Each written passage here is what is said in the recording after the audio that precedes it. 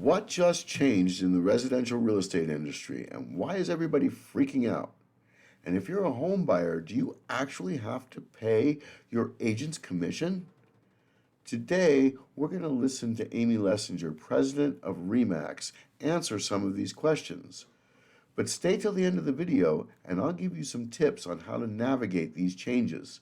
But before we get into it, like the video, leave comments, and subscribe to the channel, because here we go.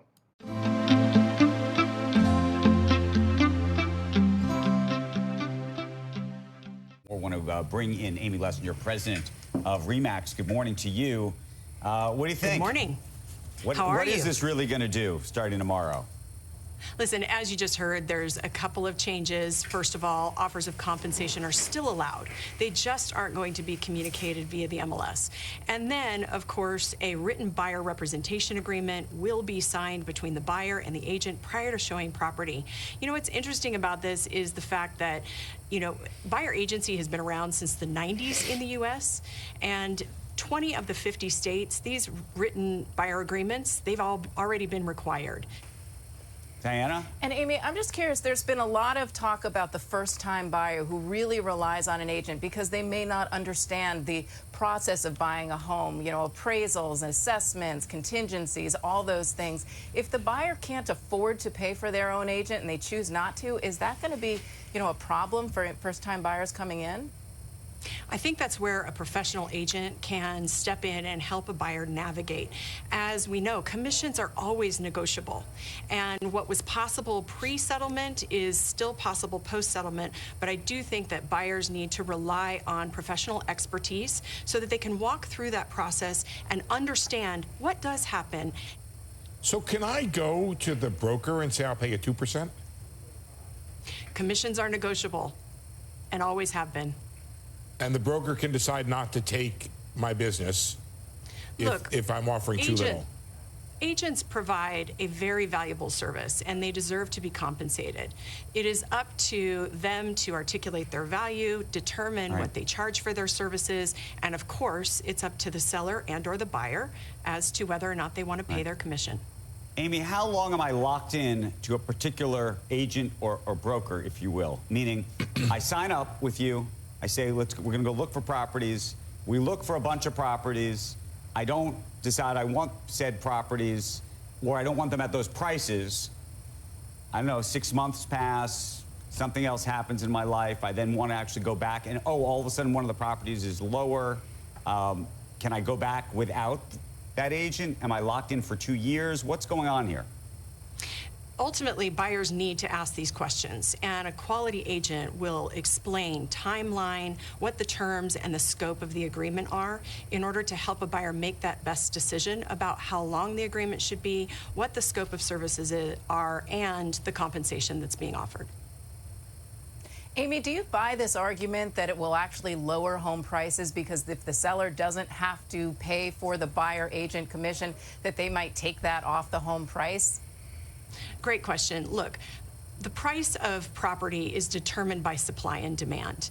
And foundationally, there are benefits to a seller for having a represented party on the other side. Well, the prices come down, Amy. If you're no longer paying 2.5%, if you're the seller and you're not paying 2.5% to the buyer's agent anymore because that's being picked up by the buyer, does that price, where does that money go?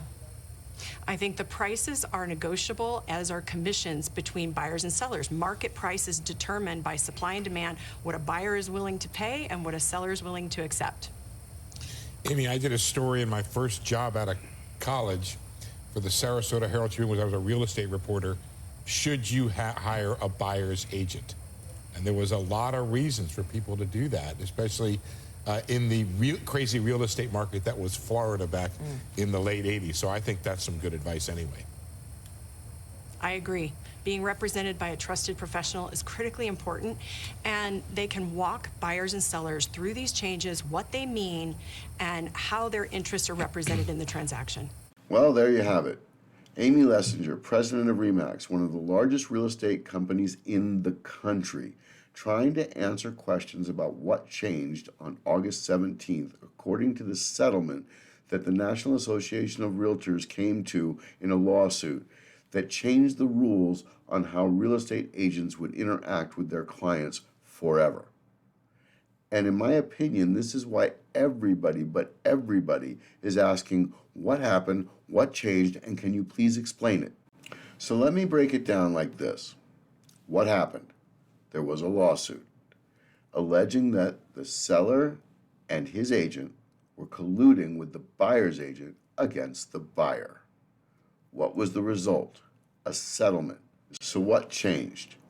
So instead of having a seller and a listing agent agreeing to one commission that the listing agent would split with the buyer's agent, now there will be a listing agreement between the seller and the listing agent specifying how much commission that agent is going to get, and an individual agreement with the buyer and the buyer's agent specifying how much commission the buyer's agent will get. But here's the good news.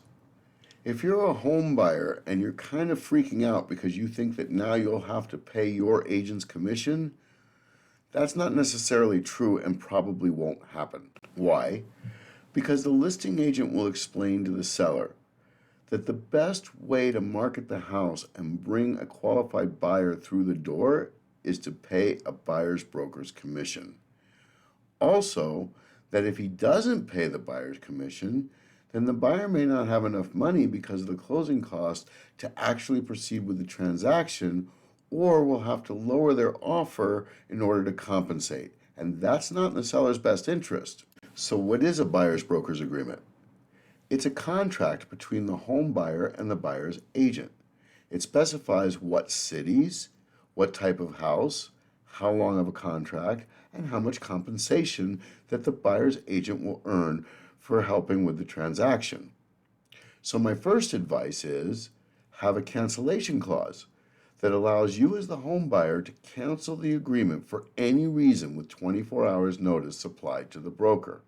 My second advice is interview more than one agent, because now the days of an agent that just shows you houses and just writes a contract are over. You need an agent that knows what they're doing, who understands loans and how to break it down, who understands construction and whether it's a good investment, who understands how to facilitate the transaction and be an expert negotiator. So in conclusion, this is a very volatile market, and it is different than any market that we've seen before. And with these new rules, it is absolutely critical, whether you're a home seller or a home buyer, to find an agent that actually understands the business of real estate. Well, that's the video. Thanks for watching. Do me a favor and like the video. Leave a comment, subscribe to the channel, and we'll see you next time.